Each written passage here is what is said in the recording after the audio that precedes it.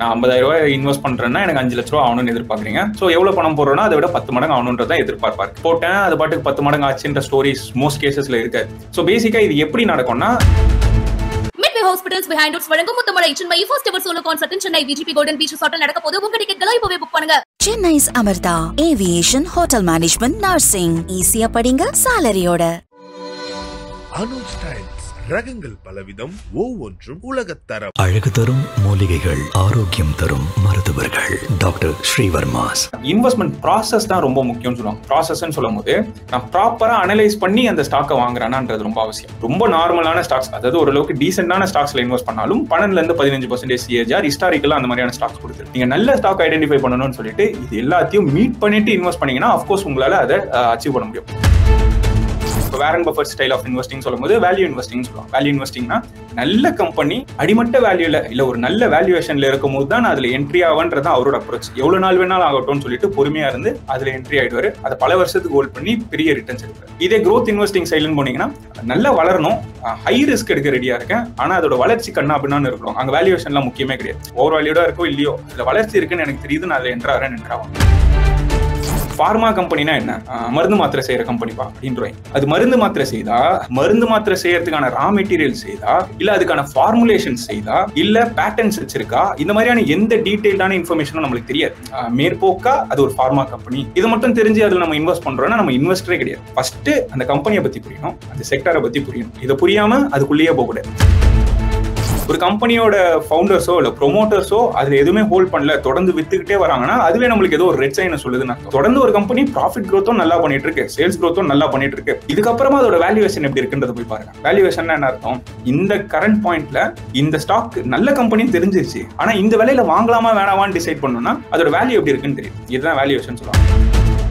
டிவிடெண்ட்னா என்ன? பேசிக்கா ஒரு கம்பெனி பண்ணக்கூடிய லாபத்தை அதோட இன்வெஸ்டர்ஸ்க்கே மறுபடியும் திரும்பி கொடுக்கறது தான் இந்த டிவிடெண்ட்ஸ். இப்போ உதாரணத்துக்கு அமேசான்ல எடுத்தீங்கன்னா டிவிடெண்ட்ஸே கொடுத்தது கிடையாது, பல வருஷத்துக்கு டிவிடெண்ட்ஸே கொடுத்தது கிடையாது. ஆனா அதோட சார்ட்டை போய் பாத்தீங்கன்னா கண்ணா பின்னான்னு வளர்ந்துருக்கும். ஏன்னா வரக்கூடிய லாபத்தை எல்லாத்தையும் மறுபடியும் பிசினஸ்லயே இன்வெஸ்ட் பண்ணி இன்னும் வளர்ச்சி கொடுத்துட்டே இருந்திருப்பாங்க. அதனால டிவிடெண்ட் பேஸ் மட்டும் தான் நான் எடுக்கணும், டிவிடெண்ட் எனக்கு ஏதோ ஒரு ஆடட் அட்வான்டேஜ் அதனால நான் வாங்குறேன்னு சொல்லிட்டு அந்த ரீசனிங்னால எடுக்கக்கூடாது. சரி, இப்போ ஸ்டாக் மார்க்கெட் பொறுத்த வரைக்கும் என்கிட்ட வந்து ஒரு 50,000 கேஷ் இருக்கு, நான் வந்து ஸ்டாக்ல இன்வெஸ்ட் பண்ணணும்னு நினைக்கிறேன். அதோட எனக்கு எக்ஸ்பெக்டேஷன் அப்படிங்கிறது பாத்தீங்கன்னா அது வந்து ஒரு 5 lakhs வளரணும். இது பாத்தீங்க அப்படின்னா ஒரு 900% growth ஆகணும். அப்பதான் என்னால வந்து இந்த 5 lakhs அப்படிங்கறத அச்சீவ் பண்ண முடியும். இதுக்கு வந்து நான் வச்சிருக்க டைம் ஃப்ரேம் அப்படின்னு பாத்தீங்கன்னா ஒரு 12 to 14 years. நான் அசியூம் பண்ணிக்கிறது ஒரு 18-20% வரைக்கும் இது வளர்ந்துச்சு அப்படின்னா இதை என்னால அச்சீவ் பண்ண முடியும் அப்படிங்க. ஸோ இந்த மாதிரியான ஒரு எக்ஸ்பெக்டேஷன், இந்த மாதிரியான ஒரு ரிட்டர்ன்ஸ் ஓரியன்டா வச்சுட்டு ஸ்டாக் மார்க்கெட்டுக்குள்ள இன்வெஸ்ட்மெண்ட் பண்றது அப்படிங்கிறது ஒரு ரைட்டான அப்ரோச்சா? இன்ஃபேக்ட் எல்லாருமே ஸ்டாக் மார்க்கெட்டுக்குள்ள வர்றது எதுக்காக? நம்ம வாங்குற ஸ்டாக்கு 5 மடங்கு ஆகணும், 10 மடங்கு ஆகணும்ன்ற எதிர்பார்ப்புல தான் வரும். ஸோ பேசிக்கா நீங்க சொல்றதும் அதே தான். நான் 50,000 இன்வெஸ்ட் பண்றேன்னா எனக்கு 5 லட்ச ரூபா ஆகணும்னு எதிர்பார்க்குறீங்க. ஸோ எவ்வளவு பணம் போடுறோன்னா அதை விட 10 மடங்கு ஆகணுன்றதான் எதிர்பார்ப்பா இருக்கு. இதுதான் மல்டி பேக்கர்னு சொல்லுவாங்க. நான் வாங்கினது பல மடங்கு ஆகுறதா மல்டி பேக்கர். மல்டி பேக்கர்லாம் நம்ம டைரக்டா ஐடென்டிஃபை பண்ணிட்டு அது அப்படியே மல்டி பேக்கர்லாம் ஆயிராது. நான் போட்டேன் அது பாட்டுக்கு 10 மடங்கு ஆச்சுன்ற ஸ்டோரிஸ் மோஸ்ட் கேசஸ்ல இருக்காது. ஸோ பேசிக்கா இது எப்படி நடக்கும்னா இன்வெஸ்ட்மெண்ட் ப்ராசஸ் தான் ரொம்ப முக்கியம்னு சொல்லுவாங்க. ப்ராசஸ்ன்னு சொல்லும் போது நான் ப்ராப்பரா அனலைஸ் பண்ணி அந்த ஸ்டாக்கை வாங்குறேன்னான்றது ரொம்ப அவசியம். ரைட். ஸோ நான் அனலைஸ் பண்றேன்னு சொல்லும் போது எல்லா விஷயத்தையும் நான் பார்த்துட்டேன்னா அடுத்த 10 வருஷத்துக்கு வளரக்கூடிய ஸ்டாக்கை தான் நான் போய் பிடிக்கிறேன்னான்றது அவசியம். அதாவது நான் எங்கேயோ கேள்விப்பட்டேன் அதனால நான் வாங்குறேன்றதை தாண்டி அந்த கம்பெனியே எனக்கு கிளியரா தெரியும். நான் உள்ள போய் டீடைல்டா பார்த்துட்டேன். அதோட ஃபினான்சஸ் வளர்ந்துட்டு இருக்கு, அது ரெகுலரா ப்ராஃபிட் growth கொடுத்துட்டு இருக்கு, சேல்ஸ் growth கொடுத்துட்டு இருக்கு, கம்பெனிக்கு கடன் கிடையாது, அந்த growth-உம் மார்க்கெட்ல அதே செக்மெண்ட்ல இருக்கக்கூடிய கம்பெனிஸை விட அதிகமான வேகத்துல வளர்ந்துட்டு இருக்கு, டாமினண்டா இருக்கு. இந்த மாதிரியான விஷயங்கள் எல்லாத்தையும் பார்த்துட்டேன். இதெல்லாம் தாண்டி அந்த கம்பெனியோட மேனேஜ்மெண்ட் கிளீனா இருக்குன்றதையும் பார்த்துட்டேன். அதோட ROC, ROE இந்த மாதிரியான மெட்ரிக்ஸ் எல்லாமே நல்லா இருக்கு, இதனால நான் இன்வெஸ்ட் பண்றேன்னு சொல்லிட்டு ஒரு சாலிட் ரீசனோட இன்வெஸ்ட் பண்ணீங்கன்னா உங்களோட எக்ஸ்பெக்டேஷன் ஒரு நல்ல எக்ஸ்பெக்டேஷன் சொல்லலாம். ஏன்னா நீங்க எதிர்பார்க்கறது என்ன? 18% 20% CAGR வளரணும்னு எதிர்பார்க்குறீங்க. ரொம்ப நார்மலான ஸ்டாக்ஸ், அதாவது ஓரளவுக்கு டீசென்டான ஸ்டாக்ஸ்ல இன்வெஸ்ட் பண்ணாலும் 12-15% CAGR ஹிஸ்டாரிக்கலா அந்த மாதிரியான ஸ்டாக்ஸ் கொடுத்துருக்கு. நீங்க நல்ல ஸ்டாக் ஐடென்டிஃபை பண்ணணும்னு சொல்லிட்டு இது எல்லாத்தையும் மீட் பண்ணிட்டு இன்வெஸ்ட் பண்ணீங்கன்னா அஃப்கோர்ஸ் உங்களால அதை அச்சீவ் பண்ண முடியும். ஆனா உங்களுடைய எக்ஸ்பெக்டேஷனே இல்ல நான் ரேண்டமா ஏதோ ஒன்னுத்துல இன்வெஸ்ட் பண்றேன், எனக்கு இது எத்தனை மடங்கு ஆனா போதும்னு யோசிச்சோன்னா அது நடக்கிறதுக்கான வாய்ப்புகள் ரொம்ப குறைவு தான். ஸோ நீங்கள் சொல்லியிருந்தீங்க மல்டி பேக்கர் ஸ்டாக்ஸ் அப்படிங்கிறத ஐடென்டிஃபை பண்ணணும்னா நம்ம இங்கே வந்து சில விஷயங்களை பார்க்கணும் அப்படின்னு சொல்லி.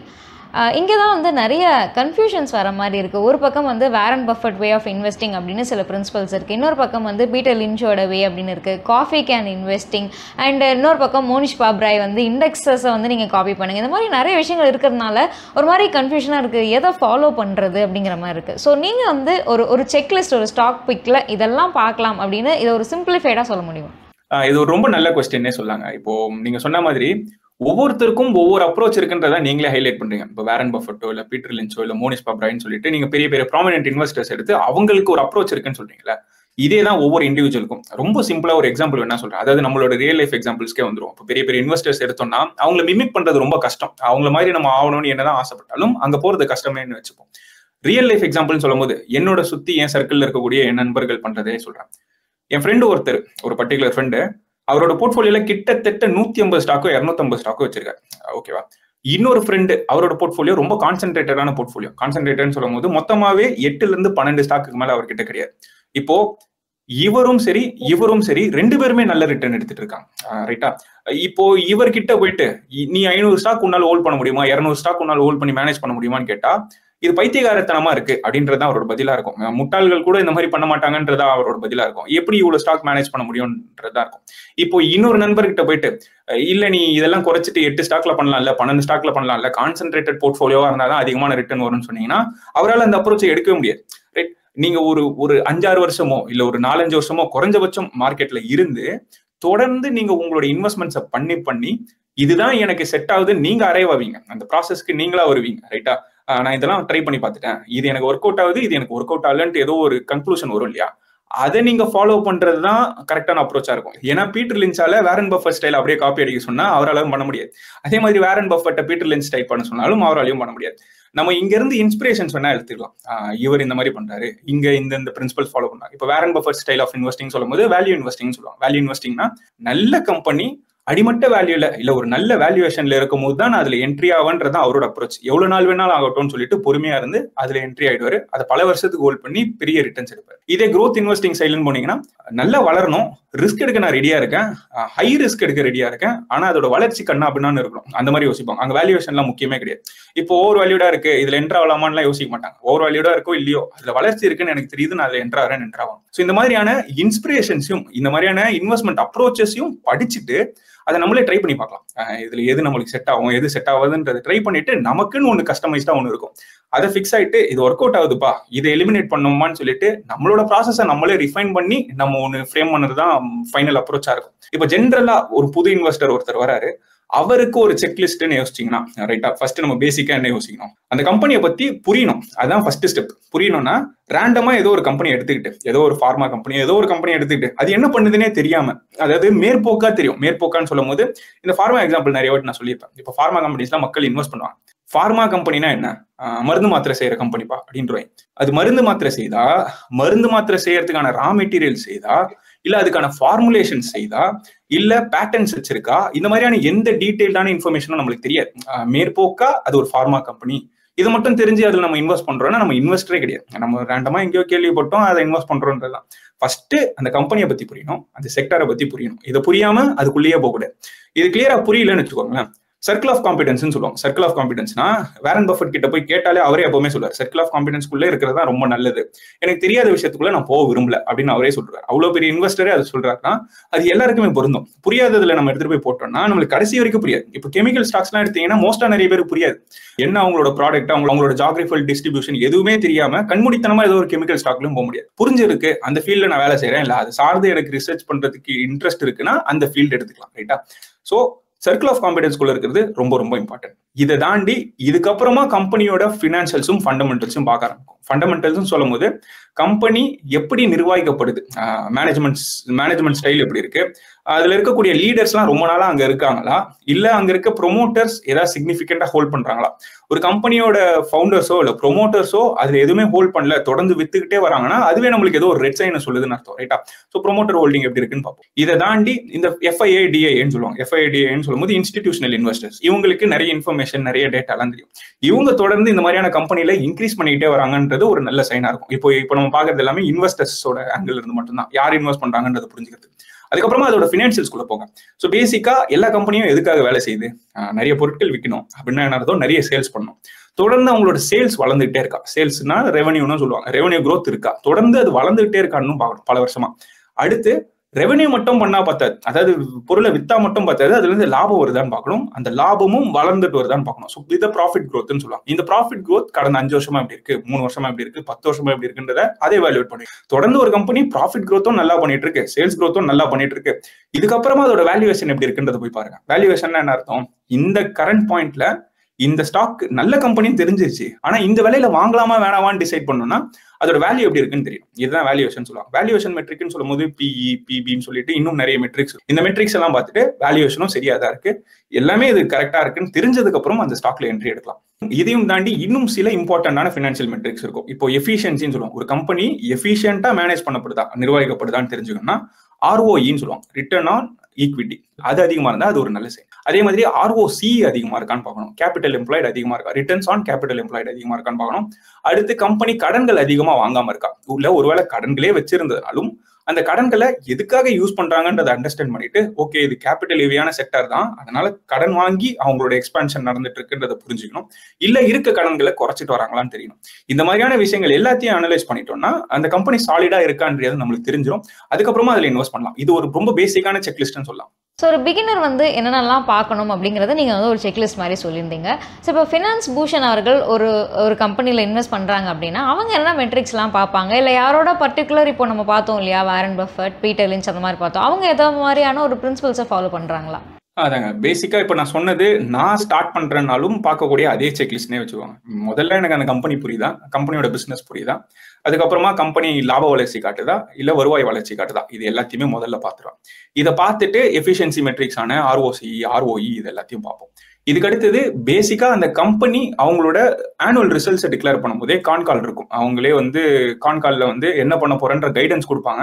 அதை எடுத்து படிக்கிறது ரொம்ப இம்பார்ட்டன்ட். இப்போ ஒரு கம்பெனியோட வெப்சைட்டுக்கு போனீங்கனாலும் அவங்களோட ஆனுவல் ரிப்போர்ட்ஸும் இருக்கும், அதே மாதிரி மேனேஜ்மெண்டோட கைடன்ஸ் இல்ல மேனேஜ்மெண்டோட கான்கால் எல்லாமே நம்மளுக்கு லிஸ்டா இருக்கும். அதை எடுத்து படிச்சோம்னா கம்பெனியை பத்தி இன்னும் கிளியரா புரிஞ்சுக்க முடியும். ஏன்னா நம்மள மாதிரியான இன்வெஸ்டர்ஸோ இல்ல நிறைய அனலிஸ்டோ போய் கேள்விகள் கேட்டிருப்பாங்க. நீங்க அடுத்து எப்படி வளரலாம்னு யோசிக்கிறீங்க, உங்களோட பிசினஸ் பிளான் என்னன்னு சொல்லுவாங்க.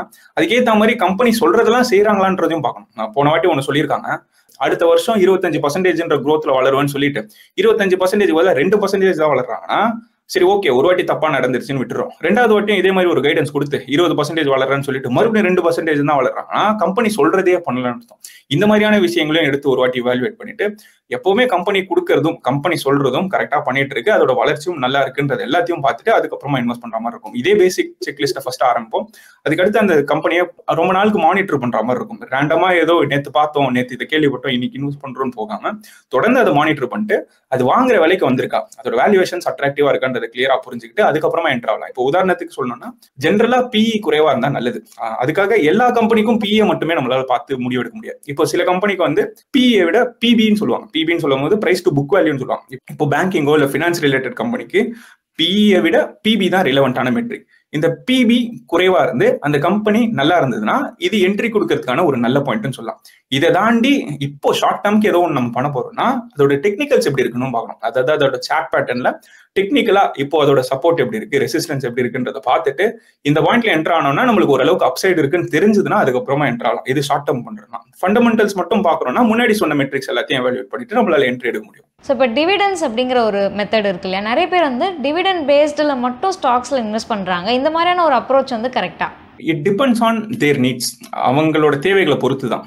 எப்படி சொல்லலாம்னா அவங்களுக்கு ரெகுலரா கேஷ் ஃப்ளோ மட்டும் தான் தேவை. அதாவது அவங்களுக்கு வளர்ச்சியெல்லாம் தேவையில்லை. ஒரு 18% 20% ஸ்டாக் வளரணும்லாம் நான் எதிர்பார்க்கல.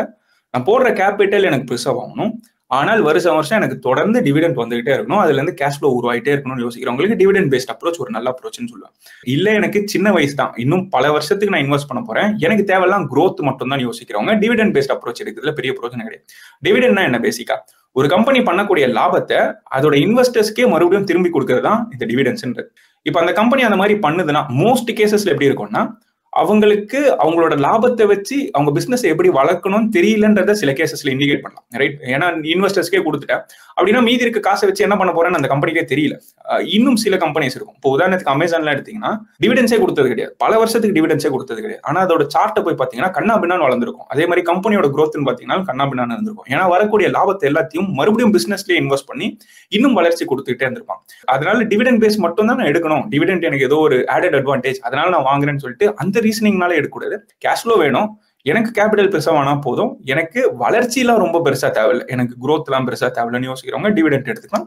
மற்றபடி இல்ல growth மட்டும் தான் ஃபோக்கஸ் பண்றேன்னா growth based இன்வெஸ்ட்மெண்ட் ஸ்டைல ஃபாலோ பண்ணிக்கலாம். Midway Hospitals Behind Doors வழங்கும் Muthamalai Chennai first ever solo concert in Chennai VGP Golden Beach Resort நடக்க போது. உங்க டிக்கெட்களை இப்பவே புக் பண்ணுங்க. Chennai's Amartha Aviation Hotel Management Nursing. ஈஸியா படிங்க சாலரியோட. அனுஜ் டைல்ஸ் ரகங்கள் பலவிதம், ஒவ்வொன்றும் உலகத்தரம். அழகு தரும் மூலிகைகள், ஆரோக்கியம் தரும் மருத்துவர்கள். டாக்டர் ஸ்ரீவர்மாஸ்.